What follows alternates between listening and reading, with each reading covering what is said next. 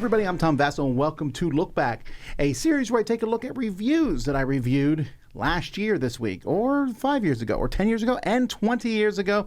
And I tell you what I think about them now, if I think about them at all. So let's go back. 20 years ago, I reviewed a game called Warriors.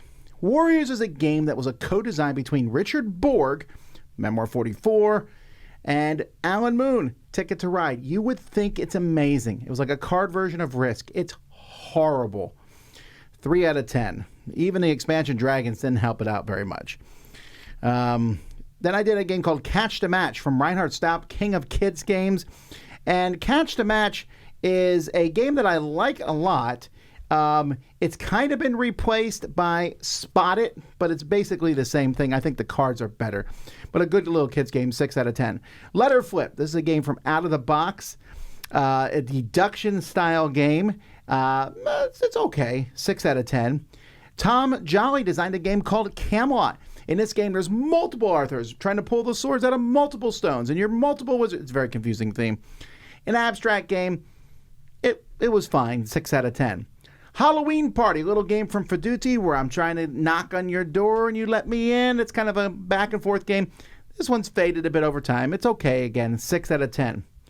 And then Trump, Tricks, and Game. This is a game about a trick-taking game where the cards that you win will be the cards that you use in the next one. Doesn't look fantastic, but I think I enjoyed it when I played it. A 7 out of 10. All right. 10 years ago, I reviewed a game called Ryu. Beautiful game. Gorgeous dragons, but it's very, very bad. 4 out of 10. Secret Santa. This is a game from Duncan Malloy, who's probably more well-known for designing the game Joyride last year. And Osprey, one of the earlier games I played from Osprey, but not a very good game about presents from Santa. 5 out of 10. Space Cadets Away Missions. This one has dropped a lot for me in the past 10 years. There's a lot of these games out there. The miniatures in this game weren't great. The rules are okay. It just hasn't really stood the test of time. It's a 5 out of 10. Monster Factory, a Donald X. Vaccarino game. The designer of Dominion with Nina Paley for kids. It's fine. 6 out of 10. Samurai. I struggle with Samurai. A lot of people really love this Reiner Knizia game where you're placing these tiles out so you can control different spots. They're remaking it this year, so we'll see how that remake looks. But for now, for me, it's just missing that spark for me. 6 out of 10. The scoring's so weird. Vault Wars. This is an interesting little game. I think Deep Water made this one about trying to open vaults. Trying to send people to the right vaults to open them. 7 out of 10. Discoveries. Journals of Lewis and Clark. This is the dice version of Lewis and Clark, and I like it much better. I don't like Lewis and Clark. 7 out of 10. One Night Revolution. Wow, 10 years ago.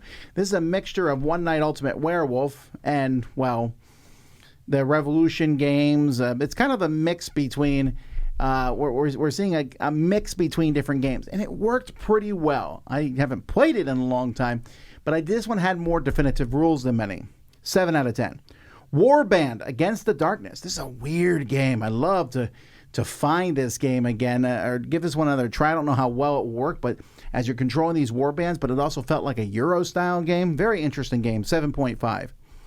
Civilizations. This is a game about building a civilization, but with cards. So it's basically a little card game. It was made after the Build Your Own Life in a game called CV. Weird name, which is why people don't really play this anymore, but I like this game.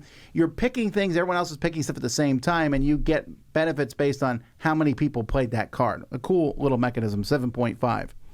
Homeland the game. Still have not seen this show.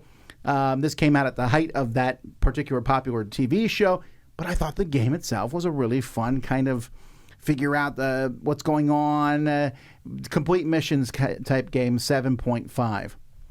5 years ago, I reviewed Escape from the Hidden Castle. This is a remake of Midnight Party or Hugo. Not very good. 4 out of 10. Chartered, The Golden Age.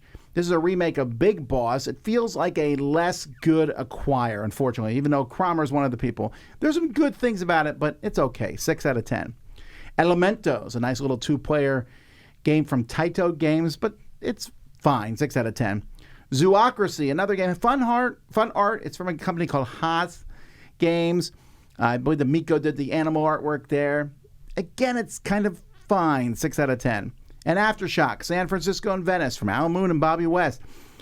Cool theme, rebuilding after the earthquake comes and stuff. But again, it felt like other games, but not as good. This was like as Stronghold Games was kind of coming to a close. 6 out of 10.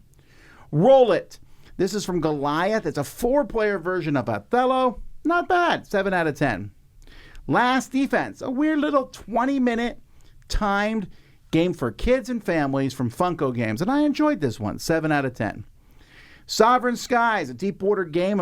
I'm moving around this outside. It doesn't look like much, but this is like a clever little card game. 8 out of 10. Small World of Warcraft. What a weird mix here. Small World and World of Warcraft. This one never really took off that much, but I like it as a standalone small world game. And if you like World of Warcraft, it works really well. 8 out of 10. Scooby-Doo, Escape from the Haunted Mansion. This is a big escape room style game.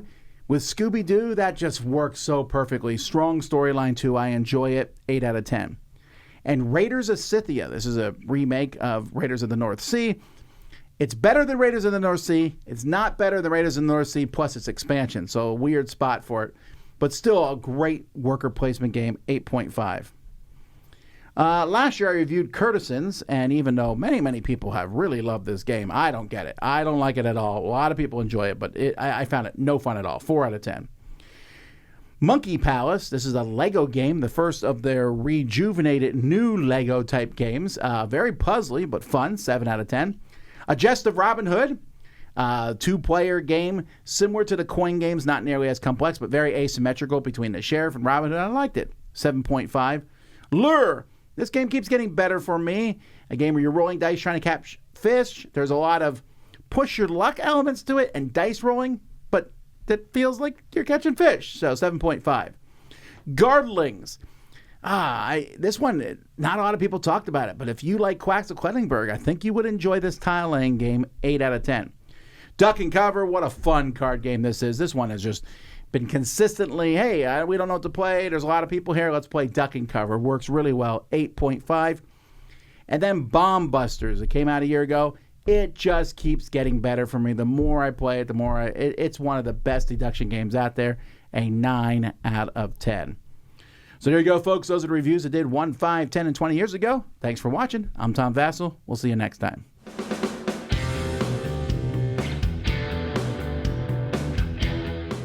Hey everybody, thanks for watching this video. If you like this review or whatever you just watched, wasn't it amazing? Check out our channel, Dice Tower. We have all kinds of things. We review games, we do top 10s, we play games live. It's all about board games, but especially the people who play them. Check out Dice Tower YouTube channel.